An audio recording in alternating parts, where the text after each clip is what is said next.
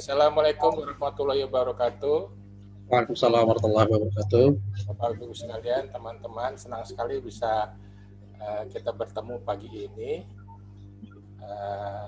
di mana pagi ini kolaborasi dari Info SDM TV, lalu ada Dewi Harun and Associate, dan juga dari Inadis, dan Pak Babang, apa namanya Pak? Ya, apa namanya? Alphamind. Alphamind, ya. Jadi kita sama-sama akan berdiskusi. Jadi ini modelnya lebih kepada bedah kasus kali, bukan kasus ya, karena bukan kasus ya, tapi suatu transformasi yang sudah dilakukan oleh Pak Bambang, dan mungkin juga sharing dari Pak Mulyanto nanti berkaitan dengan masalah bagaimana beliau berdua bisa bertransformasi dari seorang karyawan ya menjadi ke profesi yang lain ya. Kalau Pak Babang kebetulan ya mungkin ada kaitannya sama pandemi gitu ya, dekat-dekat pandemi gitu.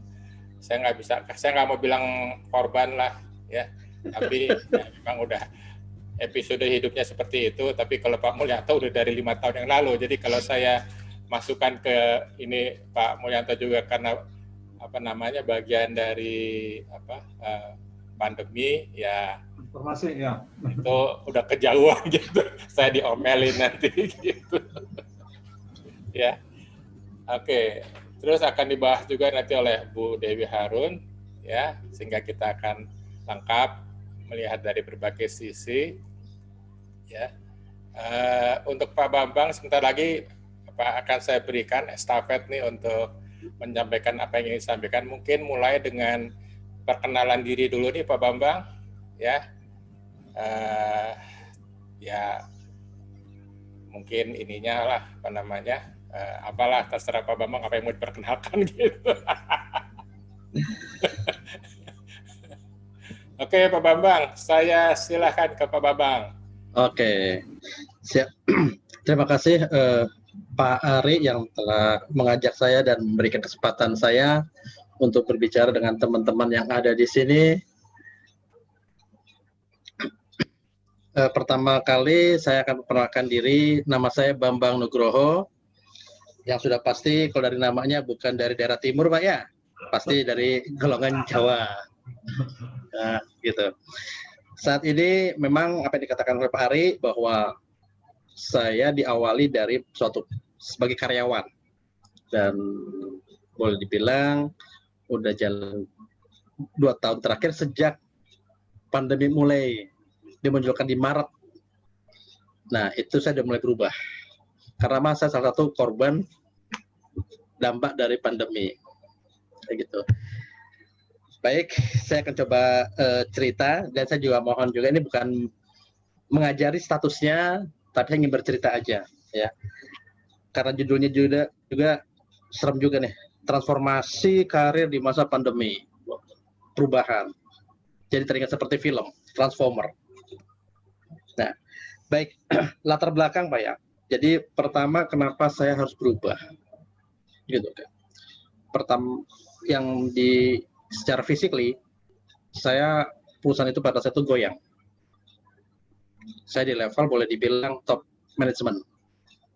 Kalau di level top management berarti kan tahu kondisi perusahaan gimana, terus juga kondisi yang harus dilakukan seperti apa. Nah, melihat seperti itu tentunya saya harus berpikir ulang dan harus mulai berpikir gimana caranya saya bisa hidup. Itu latar belakangnya. Ya, jadi kondisi perusahaan yang sudah mulai dikatakan goyang, saya harus mulai berpikir karena memang pada saat itu mulai ada rencana pengurangan karyawan atau bukan di istilahnya rasionalisasi lah. Karena saya melihat seperti itu, tentunya ini pasti akan berdampak kepada saya. Makanya saya harus mulai berpikir. Gitu. Itu kondisi yang pertama kali melatar belakangi munculnya ide saya harus keluar. Saya harus mencari jalan tersendiri. Itu. Dan persis boleh dibilang Maret, pas mulai ditemukannya pandemi di kota Depok, kebetulan dekat-dekat saya juga, boleh dibilang saya keluar, gitu kan. Mulai merintisnya memang dari Januari. Saya punya punya beberapa kuliner, karena memang saya senang makan, jadi saya mencoba untuk bikin. Dan itu hantam juga di bulan Maret. Ya. Kembali lagi, karena motivasi untuk tetap survive, maka saya berpikir ulang. Karena apa? Ternyata kuliner ataupun usaha-usaha yang offline kok terdampak yang luar biasa sekali. Sementara kembali lagi, saya punya tanggungan, anak saya 3, dan mereka masih panjang sejarahnya, maka saya harus berpikir lagi. Apa dan apa? Seperti itu. Karena, dan kebetulan saya nggak sengaja, rumah itu ada buku, berubah atau punah. Berubah atau punah. Dari judulnya, walaupun sudah baca, tapi dari judulnya itu seakan-akan mengingatkan saya, cara ini mungkin belum pas. Nah, kemudian dalam perjalanannya saya menemukan lah, oh ternyata ada usaha yang boleh dibilang yang apalagi dengan pada saat itu gaungnya luar biasa terkait masalah lockdown dan lockdown. Di mana orang tidak perlu istilahnya atau dikurangi lah untuk berkomunikasi, berkumpul dan sebagainya. Saya berpikir lagi, usaha apa ya? Akhirnya, oh iya, kayaknya online. Walaupun pada saat itu pilihan buat saya, dan itu menurut saya itu nggak masuk akal buat saya, karena saya boleh dibilang lebih dari 15 tahun kerja di dunia ke-HRD-an, sebagai karyawan juga. In total, istilahnya 20 tahun lah saya kerja sebagai karyawan. Sementara saya harus mandiri, kemudian juga jenis pekerjaannya pun berbeda dengan kebiasaan selama ini. Ya. Itu benar-benar pertentangan batin. Tapi apa boleh buat kembali lagi, saya harus berubah, kalau enggak saya punah. Itu poinnya. Lalu kemudian saya melihat beberapa pelajaran-pelajaran yang saya lihat, oh ternyata online itu perlu, dan menurut kami salah satu bisnis yang menjanjikan. Nah kebetulan pada saat itu saya mencoba, tiba-tiba diperkenalkanlah saya dengan yang namanya grup Alfamart, yang namanya Alfamind. Mungkin dari kedengaran dari teman-teman yang ada di sini, apa itu Alfamind? Gitu kan? Apakah beda dengan Alfamart? Gitu kan? Itu juga awalnya saya juga banyak bertanya terhadap itu. Ketika saya bicara, oh ternyata Alfamind itu adalah memang bagian dari keluarga besar Alfamart yang cara kerjanya itu sendiri menurut saya itu nyaman. Nyamannya apa? Pertama, dia tidak membutuhkan biaya besar untuk permodalan bekerja. Kemudian juga kita tidak perlu stok. Kita dibantu dengan supporting. Nah, itu yang membuat saya nyaman. Saya perlu ke situ, kemudian dalam berjalannya waktu, Alfamind ini membentuk saya. Oh, semakin yakin saya. Jadi yang beberapa waktu lalu, yang boleh dibilang 15 tahun ke belakang terakhir kemarin, secara konvensional, saya real, benar-benar saya tinggalkan. Mindsetnya, kenapa? Kalau itu saya bawa terus, itu saya seperti berlari tapi baju belakang saya diikat oleh tali. saya nggak bisa fokus. Nah, kebetulan saya masuk dan terjun ke Alfamind, di mana jujur aja di Alfamind ada sistem yang luar biasa, dan ada satu hal yang sampai hari ini yang benar-benar tuh sesuai dengan hati nurani saya, yaitu apa? Keinginan saya membantu seorang dengan waktu yang cepat, tepat, dan kualitas yang bagus. Dan ternyata adanya dari Alfamind. Nah, transformasi tadi ini artinya gini, perubahan yang terjadi ketika sebagai karyawan yang setiap tanggal 25 kita pasti dapat gaji, sementara saya harus mandiri. Yang gimana? Kalau saya nggak kerja, saya mati. Kalau saya nggak berusaha, saya punah. Gimana dengan rentetan yang ada di belakang saya nih? Nah, tanggung jawab itu yang membuat saya termotivasi. Ya, bayangkan bahwa selama lebih dari 10 tahun atau 15 tahun kita kerja di belakang meja, tiba-tiba harus kerja di online, virtual, tapi itu real. Gitu kan. Kalau dikatakan transaksi luar biasa, Bapak Ibu atau teman-teman. Ya. Karena apa? Cakupannya itu luar biasa. Saya bilang tadi bahwa sekarang yang saya handle itu bukan sekedar sektor Depok, Jakarta, enggak, tapi all Nusantara. Ini dibuktikan ketika kemarin waktu ada kejadian di bencana di Kalimantan Selatan. Ini jujur aja, ini kejadian buat pertama kali saya. Tapi saya ingin buktikan kepada teman-teman bahwa apa yang saya lakukan ini bisa bermanfaat dan ternyata real. Akhirnya apa? Banyak donasi. Kebetulan saya juga aktif di lembaga sosial. Saya langsung bilang gini, teman-teman, saya tidak berpikir benefit untuk sesuatu yang diterima terhadap saya. Anda beli saya produk-produk sembako yang dibutuhkan para pengungsi. Saya garansi, saya langsung bilang gitu, saya garansi bahwa barang ini nyampe ke sana tidak sampai lebih dari 24 jam. Dan saya kasih tuh garis merahnya, free ongkir. Mereka awalnya bertanya-tanya, yang benar. Saya bilang, oke, satu coba, akhirnya dikirimlah, beli mereka. Mereka butuh, pada saat itu saya dapat laporan bahwa di Kalimantan Selatan itu seorang bayi atau beberapa bayi membutuhkan minyak kayu putih. Minyak kayu putih. Mereka kedinginan. Di Kalimantan Selatan sana susah beli karena rebutan. Ngantri lagi. Saya coba dari sini, kemudian apa terjadi? Ya Alhamdulillah. Dari Alfamart di sana transfer dan dapat dikirim. Jadi pada saat itu kejadiannya adalah saya beli jam 5 sore, terkirim sampai ke lokasi, bahkan diterima sama pengungsi jam 7 malam. Jujur ada satu hal yang luar biasa di situ, dan itu nyaman. Dan akhirnya apa? Saya yakin dengan sistem yang saya buat, yang yakini ini itu tadi, perubahan sikap tadi yang sifatnya tadi offline menjadi pekerjaan online, ini benar-benar real. Apalagi dan kondisi sekarang ini yang pandemi. Bapak, Ibu harus berani atau teman-teman harus berani ngambil sikap. Ya, kenapa? Kalau kita diam menunggu sampai pandemi selesai, jujur itu kita nggak tahu. Tapi yang harus kita bisa menentukan adalah kitanya. Kita harus melakukan apa? Seperti itu. Jadi sekali lagi, bisnis yang sekarang saya jalanin, pertama dari sisi saya merubah dari sikap yang sebagai karyawan, tanda kutip ya, saya tidak bukan membilang jelek itu karyawan, enggak. Tapi kondisi saat ini di mana rata-rata perusahaan sudah mulai mengetatkan, kemudian juga ada sistem WFO, WFH, dan sebagainya, banyak waktu yang terbuang. Banyak waktu yang terbuang. Nah, disitulah kita bisa menentukan apakah kita produktif atau tidak. Disitulah kita bisa lihat, kita ini termasuk orang yang berpotensi besar atau tidak.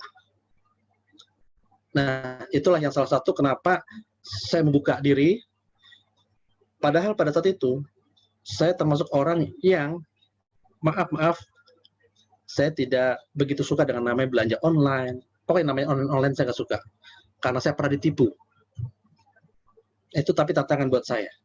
Gimana caranya berbisnis yang uh, online, tapi dipayungi oleh grup besar Alfamart dengan kualitas yang bagus, itu bisa meyakinkan pembeli, customer, sebagainya. Yakin dan nyaman. Nah, itu sejalannya. Dan itu PR buat saya, secara pribadi, saya kasih informasi-informasi. Jujur aja, sampai hari ini, saya boleh dibilang dilibatkan, sampai hari ini, dilibatkan oleh beberapa ya, tapi Pemda lah. Mulai dari kelurahan dalam menentukan budget, kemudian kecamatan. Kenapa dia bilang, Pak, ide Bapak itu merubah mindset itu bagus banget, Pak.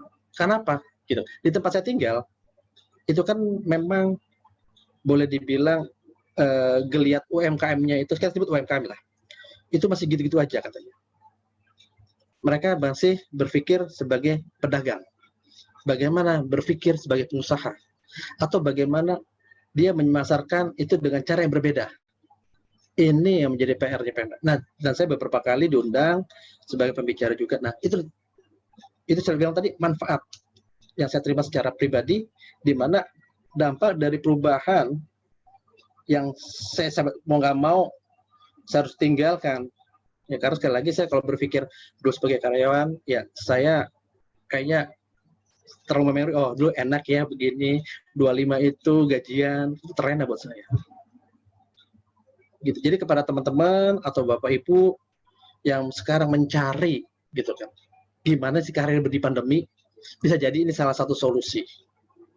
Saya secara pribadi untuk pada hari ini saya sampaikan baik ke Pak Ari, Pak Mul, ya, saya akan bantu untuk hari ini. Saya akan kasih permodalan untuk 5 orang, free Pak, untuk mari kita kembangkan dan mereka akan menjadi join dengan saya. Memang bahwa kalau usaha retail itu pasti ada modal yang luar biasa Pak. Alfa aja udah berapa? 800 sampai 1 M Pak, miliar.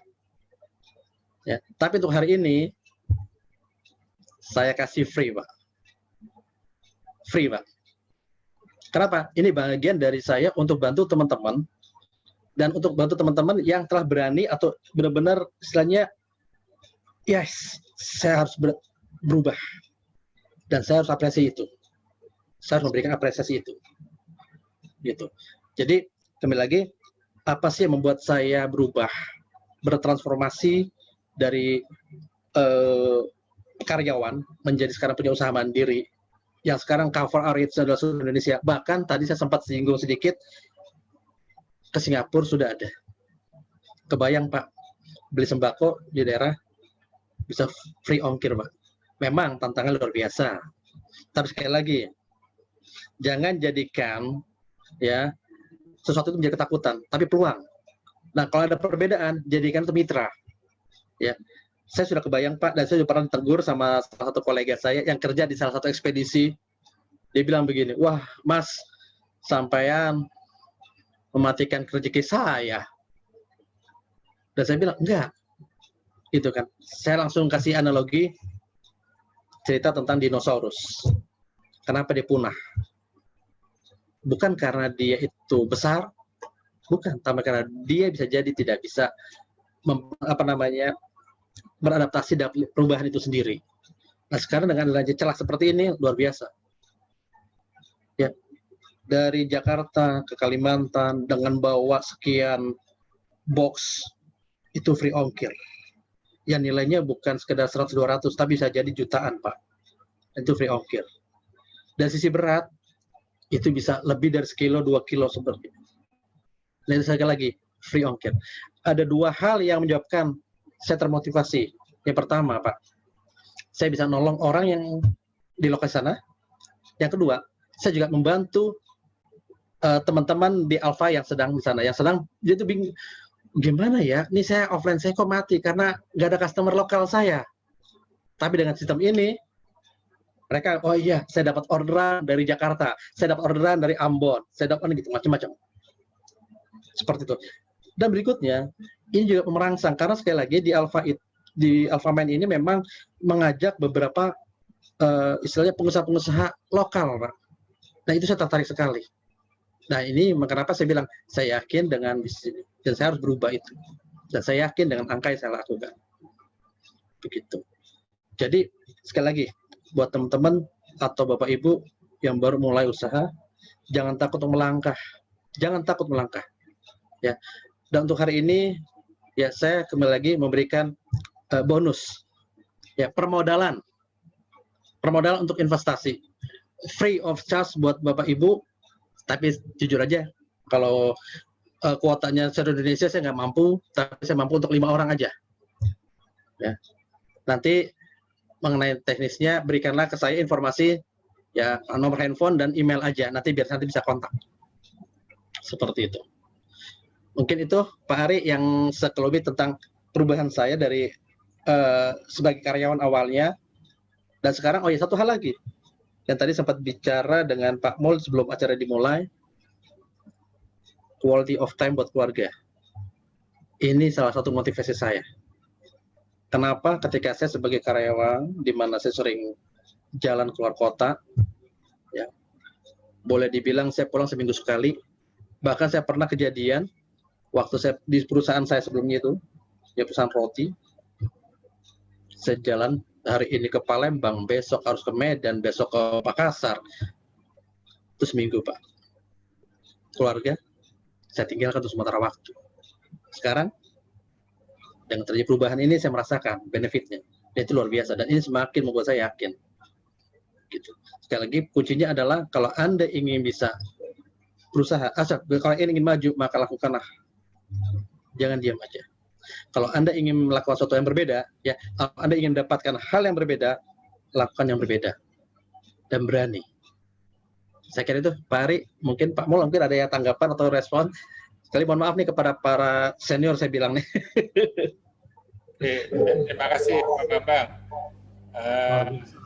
Coba saya rangkum dikit biar ada ininya, intisarinya gitu kira-kira. Sebentar nih, saya udah unmute sudah. Kedengaran suara saya ya?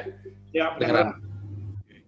Jadi yang saya lihat Pak Bambang dimulai dengan, kalau saya merangkumnya kurang tepat, tolong di lurusin ya Pak Bambang ya. Siap Pak, siap. Satu, ada perubahan mindset nih, ya. Bicara tentang online sama offline nih, antara WFO sama WFA, ya. Dimana kemudian setelah mendapatkan saya nggak bisa bilang gairah, tapi satu insight, satu inspirasi, saya harus berubah nih, ya berubah, lalu terinspirasi dengan membaca buku, dan itu setelah membaca buku ya explore, mencari peluang-peluang yang ada gitu ya Pak ya. Ya, betul. Yang ada, kebetulan kemudian ketemu yang dari pasti saya yakin bukan Alfamain aja, ada yang lain peluang-peluang yang ditawarkan. Tapi kemudian Pak Bambang merasa nyaman dengan Alfamain sekarang, ya. Lalu kemudian secara bertahap memulainya dan menemukan kecocokan, kenyamanan di situ, ya. Tadi Pak Bambang belum menyebutkan bicara finansial dan sebagainya, tapi nomor satu kan kalau kita kerja mungkin nyaman dulu ya Pak Bambang ya gitu. Ya, betul Pak. Karena finansial bisa berikutnya gitu. Nyaman dulu. Lalu kemudian pengalaman bicara kemarin musibah, ya, dapat pengalaman bisa mengirim sampai kemana-mana. Cuman saya mau menegaskan aja, jadi artinya yang ngirim itu adalah dari cabang apa yang ada di dekat pemesan ya Pak Bambang ya? Ya, betul. Bukan dikirim dari Jakarta kan ya? Bukan Pak, bukan. Jadi justru ini yang saya bilang, keuntungannya kita punya jaringan. Oke. Gitu kan. Itu terobosannya ya. Ya, terobosannya. Mana pentingnya punya network, punya jaringan ya. Jadi kalau kita lihat juga di setiap sudut jalanan itu ada Alfa di mana-mana. Ya, sehingga dengan sistem yang dikembangkan dengan Alfamain ini, istilahnya kalaupun nggak ada stok di mana bisa diisi oleh cabang terdekat dan seterusnya. Kalau pemesannya misalnya dia kebetulan lagi lewat di Bandung, lalu dia mau belanja untuk dikirim ke rumahnya ada di Depok gitu, misalnya bisa minta tolong dari cabang Bandung untuk dikirimkan oleh cabang Depok terdekat sehingga nggak perlu pulang dulu belanja ya. Baru bisa orang rumah gitu, pembantu dan sebagainya kekurangan stok gitu ya. Terus yang terakhir tadi ada tawaran nih untuk 5 orang ya. Jadi bisa aja nanti yang bagi berminat di sini, tak terbatas pada yang hadir hari ini ya. Tapi yang kebetulan nanti nonton rekamannya di YouTube mungkin atau lewat yang lain di sosmed gitu, ya mungkin bisa nuliskan alamatnya kalau minta dikontak. Tapi menurut saya mesti batasi bahwa itu prerogatif Pak Bambang untuk memilih nanti memberikan apa ya. Jangan ngambek, jangan marah dan sebagainya gitu. Itu kira-kira untuk yang bisa disimpulkan dari Pak Bambang sementara ini.